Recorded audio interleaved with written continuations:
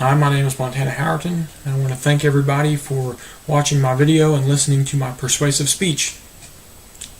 Earlier this week in a local high school, a high school around where I live, a girl committed suicide.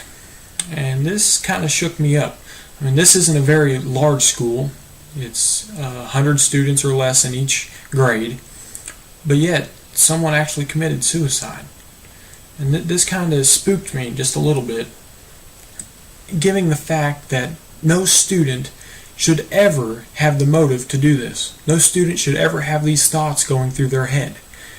Every action should be taken to prevent something like this from happening, including a course. I mean a class that is dedicated to preventing suicide.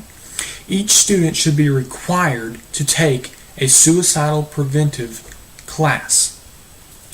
Now, this type of class would do many things, including keeping students from committing suicide. It would inform students about the signs of suicide or pre-suicidal thoughts, and it would give information on how to approach a suicidal situation. So first off, it would keep students from committing suicide. Would a class like this actually prevent someone from committing suicide? Absolutely. The Hope Line website has an article entitled, "Why Do People Commit Suicide?" And it explains, "More than anything, I believe people who commit suicide feel hopeless." A course like this would give every student hope.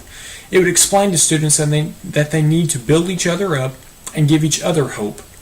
It would explain to students that people actually care about them, that people are concerned about them enough to explain to them why they do not need to commit suicide. So a course like this would absolutely help to prevent some people from committing suicide. Next, it would inform students about pre-suicidal signs. If all students knew the signs of suicide, they would recognize it early enough and maybe be able to prevent it. The Suicide Awareness Voices of Education, or SAVE for short, website tells of some signs, including talking about wanting to die or to kill oneself, talking about feeling hopeless or having no reason to live, and talking about being a burden to others. So what do these three signs have in common? Talking about it. The person has already thought about it enough that they are actually vocalizing their thoughts. They are actually telling that they don't want to live anymore, that they might actually kill themselves. At this point, it is very evident that they are thinking about suicide, and action should be taken. If students knew these signs, when they heard something like this, they would immediately recognize it was suicide and maybe be able to prevent it and stop it from happening. Finally, a course like this would teach students how to approach a suicidal situation. Not only should students know the signs of suicide, they should know how to approach someone. What should the students say? How should they talk to someone about this? The Help Guide website has a suicide prevention article.